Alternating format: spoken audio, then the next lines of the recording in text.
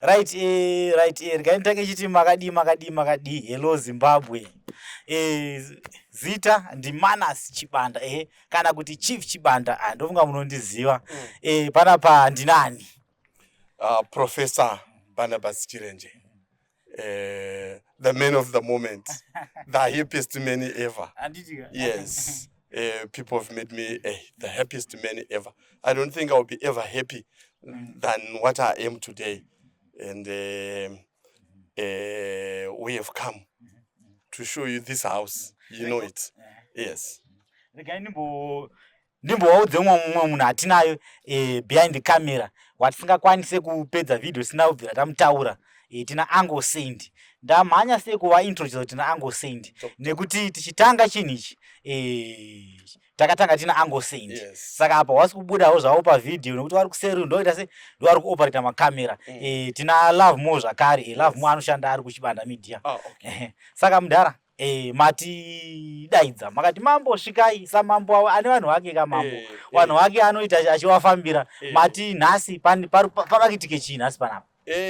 Mambo ka tati nzvimbo yamakambotipa kuti tigare kwemazuva mashomanana iwo atakagara makore 4 ane chidembo. Tati hatingaparadze musha uyu imambo musipo ivo chirembo zvakare taona kuti chiremba Uncle Saint vanofanira kuve varipo. Saka tati aiwa mhanya yevakomana tiparadze musha uyu sezvo makatidzotsera mumba nemhuri yeZimbabwe. Ndo chinhu chikuru chamatidainzira. Asi panapa ndine varume ava muri kuvaona ari kunze uyu anoitwa baba Gangaidzi. Ivava ndivo pataita zvemusha uyu ndo vakavaka musha iwoyu. Baba vari kunze avo vanenge vasiri kuda kupinda mukamera vanonyara nokuti munhu ari kungotsvaka. Baba muri sei? Aiwa ndofara kuri sei. Handika. Hanzi muona murume ari panapa rikatidzokorodze futi. Because akaita chinhu chakanaka. Muri kuona imba iri panapa iyi yagara vaChirenje for the past 4 years. Ari kunzi ndiye akaiwaka. Saka auya zvakare kuzoita aite se kuzoti azoiparadze nekuti mudhara akuita se akupinda mumba. Ndamuti uya uputse zvinhu zvako handichada. Uya uite sei? Uputse. Saka ndamudainza.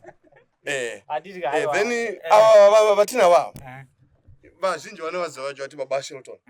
Asi zita ravo vanoitwa Dhani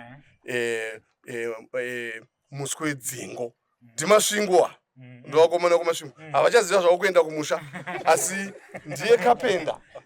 Munoona basa rese rakaitwa pamusha apa. Carpentry yese ezvo nezuro makangoti nonokei hamuna kukwanisa kuuya nezuro anga ari pamusoro pacho noti mvura iri kudonha mukati yatotisa maceiling yabva nekupi.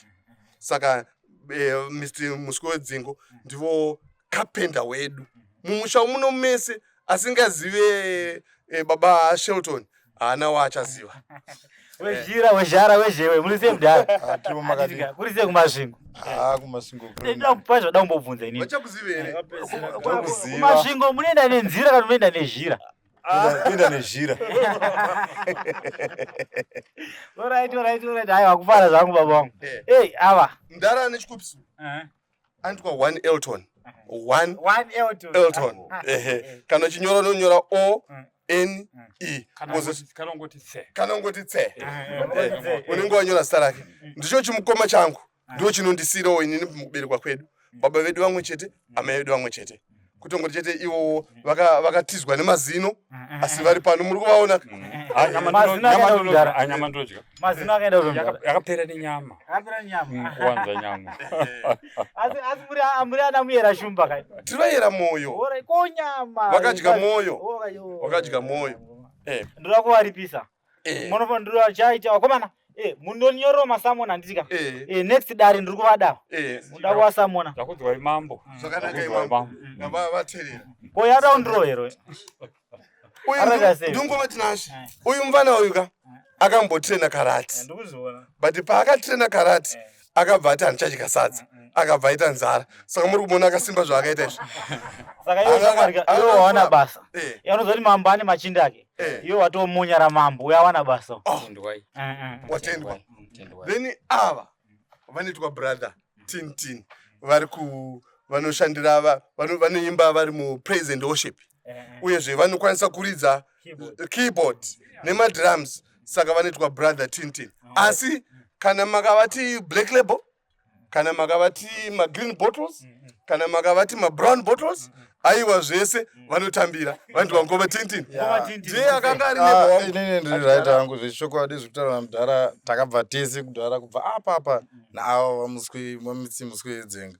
Saka isisu Tintin ukasvika kuWesley kuno wari nepaki nauchi ukasvika Tintin ayo Tintin itori celebrity zvotafana kutokambena. Ngoma Tintin zvanoda muite mimika. Da kuti mupe vatari namba dzenyu daidzirai. Kana pane munhu anozoda kukubatai kuti mumuridzire keyboard muita sei daidzirai namba dzenyu. Namba dzangu ini dzinoti 0788 108 265 0788 108 265. Asi chatongotaura ndechekuti hatiri kufara nechirongwa changa chichiitika ichi zvinorwadza for all these years 4 years kusikutamba. Asi tinongoti tinotenda kune mhuri yese yeZimbabwe nerutsigiro tichitenda zvekuna Mwari kuti tinotoonawo isu nesu ngatidzidzewo vanhu kuti tinoona chikonzero chekunge tichimira pana Mwari nguva dzose. Aiwa mashoko makukutu Tinotenda. Musati maenda zvenyu kuna musi wedzingo. Mubvunze kuti ane foni here baba Tintin, vana here foni? Nhare iripo ndinayo. Vamwe ndivakutiva tanguti vabva market zvavo ndivapi Kapenda right. Kapenda.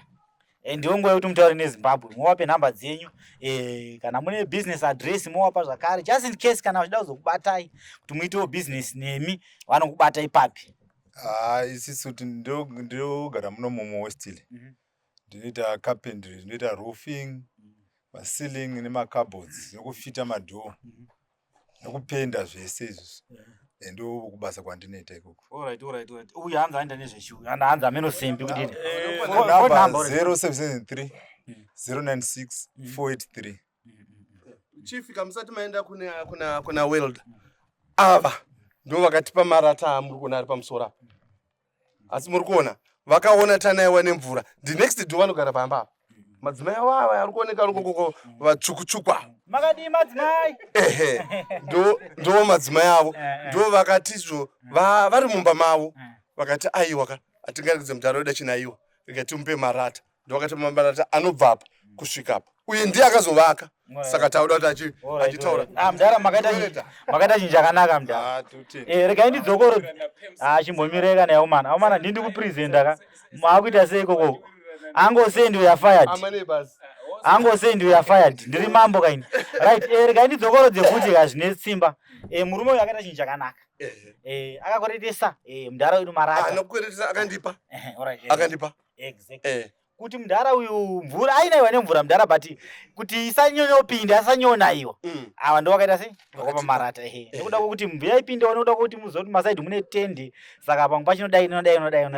Aiwa ngati momomberere maoko mucomment section imomo futi. Anotika. Wekutiza kamera wakava. Weredha wakava. Nyara.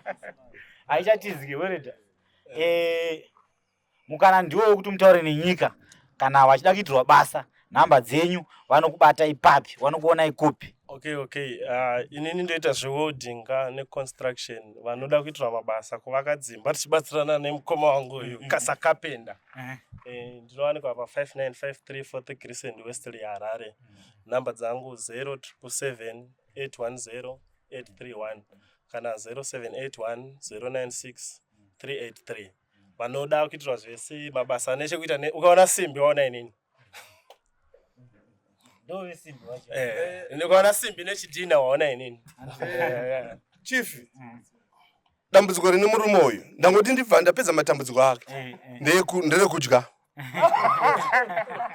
Kana achibva kumusoroko. Anofanira kumeka sure kuti ari kudya here. Kana achibva kupasuku. Anofanira kumeka sure kuti ari kudya. Anofamba achidya. Iye mukomana uyu. Uyu ari kumhanya muri kuona uyu. Ndiye akacheka uswa. Ndiye akacheka uswa mukomatino. Utodiwa pakamera. Mukomatino chief. Mukomatino. Mukoma chief. Dzidzisai uyu. Nakare mukomana ari kusvika. Kuti aiwaka steady. Panapa tawa steady vakomana ava. Vadzidzisei. Ndingobatina. Mukomana ari panapa uyu asvika ndakabata ruoko zita ndiani zve Tinotenda. tinotenda Tarisa kamera. uri kubuda pa Ari TV kunyara nyara. Ore tinotenda. saka ndikuziva kuti mustendi yamudhara ume makasviba menge mune mazuswa amwe ekutoti waigona kutojera mbeva kana nhoro kana mheni kutobata mhembwe imomo saka ndiye mukumaenda zvekucheka uswa ndiye akacheka manje aiwa ikozvozvo kana ukapinda ikozvozvo aiwa manake saka mukoma wangu kana wachida kuzochekerwa uswa Ane katsuro kangu kakabata muswa akanga kachirindirira. Akabva anyima vene napo. mambo ndiye zvamambo Mambo piwa katsuro Eh, kedu ndikuba kakabata. ndakatsurika. Wakomana momunyoresa munhu uyu ndiri kumuda kukoti next week saka mukoma vapei nhamba dzenyu toti next time wanokwanisa kubata Ndondoka pa 0777 298 174. Ndodzokorodza zvekare 0777 298 174. Zita ndonzi Tino kana makangona pakanzi Heidi Grass Cutting Services ndini wachona. Ndatenda. Ndatenda. pakanaka samwe ndiri kuuya samwe ndakazomira so right regai ndidzokorodze kutaura zvambotaurwa namudhara futi zvakare samambo ka mambo wanozoisa chidhindo ka pa kuti zvisimbe chikonzero chaita kuti tiuye panapa nhasi toda kuti mwaigara mudhara umu for the past 4 years darikai nyu mama musache mubuda pa TV darikai hameno zvenyu right chikonzero chaita kuti tiuye panapa ndechekuti maigara mudhara umu for the past 4 years ameno mheni ndingati more than 4 years ya mheni ikoko ameno chirungu chinonetsa indiri muZimbabwe right taakumuparadza chaakuchipadzwa this structure yaakuparadzwa nekuda kwokuti mudhara akugara mukati mudhara akugara mumba mukati nekuda kwenyu imi vatariri imi vatsigiri makadhoneta mari mari inodarika 25,000 kuti mudhara tese adzokere mumba make saka tati aiwa hazvigoni kuti tingopazeka imba yamudhara tisina kukuratidzai tisina kudzoka kwamuri ndosaka tauya panapa nhasi kuti ndosaka mutoona vakomana vachaita se